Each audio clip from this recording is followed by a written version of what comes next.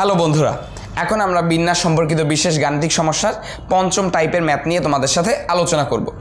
তো আমাদের এমন অনেক ধরনের গাণিতিক সমস্যা দেওয়া থাকে যেখানে আমাকে টেলিফোন কতগুলো সংখ্যা দিয়ে বলা হয় যে কত প্রকারের টেলিফোন নাম্বার সম্ভব, বা একটা মনে করো তোমাকে বলা হলো যে 017 অর্থাৎ গ্রামীণ ফোনের যে শুরুর অংশটা, বা 018 বা রবির যে টেলিফোন মোবাইল নাম্বারগুলো শুরুর অংশটা যদি ফিক্স করে দেওয়া হয় তাহলে রবির মোট কতগুলো সংযোগ দেওয়া সম্ভব, কতগুলো নাম্বার সম্ভব।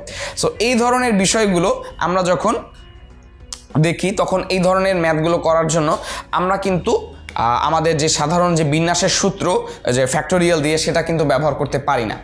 তো আমরা কি করতে পারি, আমরা যে কাজটা করতে পারি সেটা হচ্ছে আমাদের এখানে পুনরাবৃত্ত বিন্যাসের যে ধারণাটা সেই জিনিসটা ব্যবহার করতে হয়। তো চলো অঙ্কটি করে বা এই গাণিতিক সমস্যাটি সমাধান করে আমরা দেখার চেষ্টা করি যে কিভাবে আমরা এই ধারণাটি ব্যবহার করতে পারবো।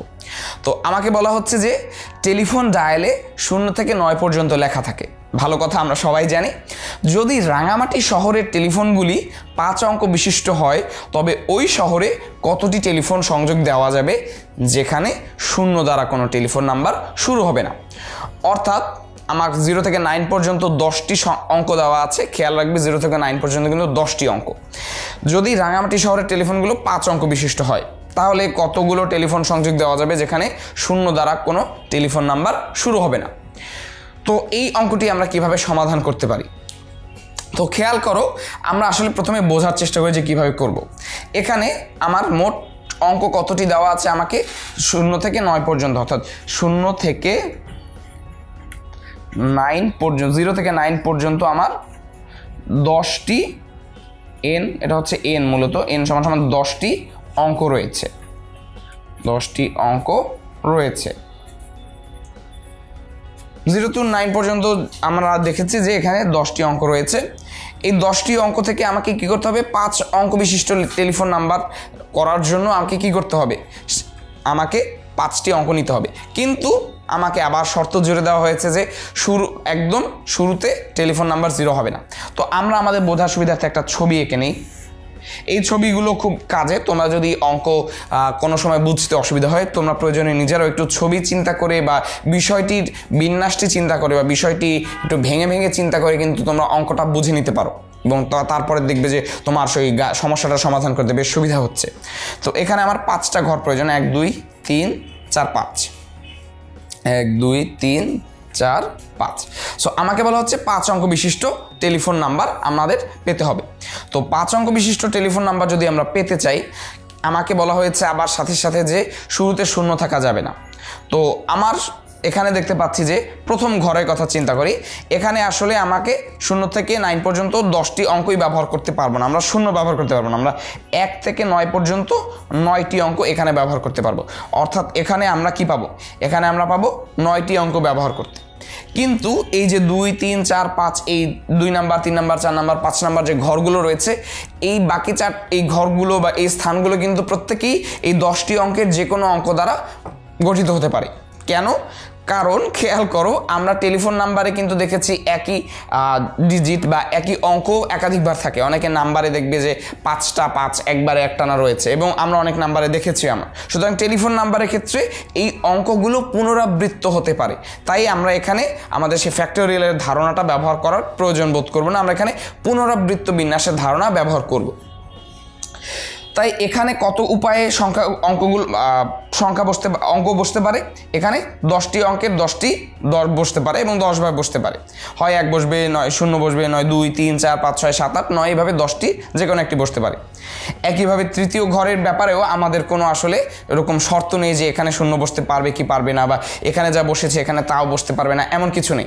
একই অঙ্ক একাধিকবার প্রয়োজনে বাকি সবগুলো ঘরেই বসবে, কোনো অসুবিধা নেই। সো এখানেও 10টি অঙ্কই বসতে পারে, একইভাবে চতুর্থ ঘরেও 10টি অঙ্ক বসতে পারে এবং পঞ্চম ঘরেও 10টি অঙ্ক বসতে পারবে। সুতরাং আমরা দেখতে পাচ্ছি যে প্রথম ঘরে শুধু 9টি, কিন্তু বাকি সকল ঘরে 10টি 10টি 10টি 10টি এভাবে করে প্রত্যেক 4 ঘরে 10 প্রকার করেই অঙ্ক বসতে পারবে। তাহলে এখানে আমাদের কতগুলো ফোন নাম্বার গঠন করা সম্ভব, খেয়াল করো, আমরা এখানে দেখেছি যে আমাদের এই বিষয়গুলো আসলে পরস্পর স্বাধীন, বা এগুলো হচ্ছে একদম ইন্ডিপেন্ডেন্ট। কারণ এখানে যে এখানে মনে করো তোমার 5 বসলো, এইখানে 5 বসার সাথে এখানে 5 বসবে কি বসবে না এর কোনো সম্পর্ক নেই। অর্থাৎ এমন নাম্বার হতে পারে যেখানে 5টাই 5। সুতরাং এই জিনিসগুলো পরস্পর একদম ইন্ডিপেন্ডেন্ট বা স্বাধীন। যেহেতু স্বাধীন এবং আমরা এই প্লেলিস্টের শুরুতে যে গণনার গুণনবিধি আলোচনা করেছি সেখানে দেখেছি স্বাধীন জিনিসগুলো পরস্পর গুণ হয়ে যায়। অর্থাৎ স্বাধীন ঘটনার ক্ষেত্রে আমরা যত উপায়ে কাজগুলো করা যায় তা পরস্পর গুণ করে দিই। সুতরাং এখানে তাহলে আমরা টেলিফোন নাম্বার পাবো বা টেলিফোন সংযোগ সংখ্যা হবে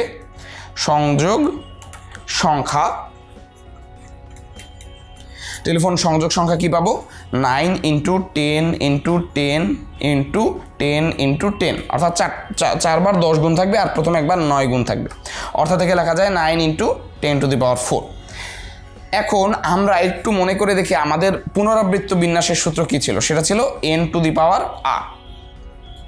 অর্থাৎ এখানে আমার n হচ্ছে 10 এবং r হচ্ছে আমার যেহেতু 5টা করে নিতে পারবো তাই আর হচ্ছে 5।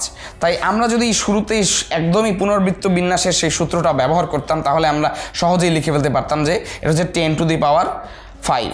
কিন্তু একটা বিষয় খেয়াল করো, 10⁵ এখানে হবে না, কারণ শুরুতে শূন্য বসতে পারবে না।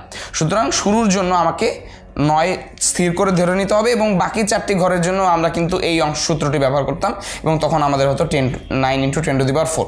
সুতরাং এভাবে আমরা ভেঙে বুঝে অঙ্কটায় সমস্যা সমাধানে অগ্রসর হতে পারি। আবার এভাবে আমরা সরাসরি সূত্র ব্যবহার করে কিন্তু একটু সাবধানে সূত্রটা ব্যবহার করে আমরা এই গাণিতিক সমস্যাটি সমাধান করতে পারি। তো আশা করি তোমরা এই সমস্যাটি সমাধান বুঝে গেছো। নিজেরাও এই ধরনের সমস্যার সমাধান করতে পারো। চিন্তা করো যে একটা নির্দিষ্ট মোবাইল কোম্পানির কতগুলো নাম্বার থাকা সম্ভব। তো আমি একটু হেল্প করে দিচ্ছি। 11 ডিজিটের নাম্বার হয় এখন। প্রথমে 01 XYZ যে কোনো একটা কোম্পানির নাম অনুসারে থাকবে, মনে করো টেলিটক 015, বাকি রইলো আরও 8 ঘর। তো এখন চিন্তা করে বলো তো যে টেলিটক কোম্পানির জন্য কতগুলো নাম্বার গঠন করা সম্ভব, বা রবি কোম্পানির জন্য কতগুলো, বা আমরা দেখতে পারি যে এরকম যে কোনো প্রকার কোম্পানির জন্য, কিংবা তোমার যে বাসার টেলিফোন নাম্বার সেখানেও সরকারি কতগুলো নাম্বারে সংযোগ দেওয়া সম্ভব। একটু চিন্তা করে বের করার চেষ্টা করো।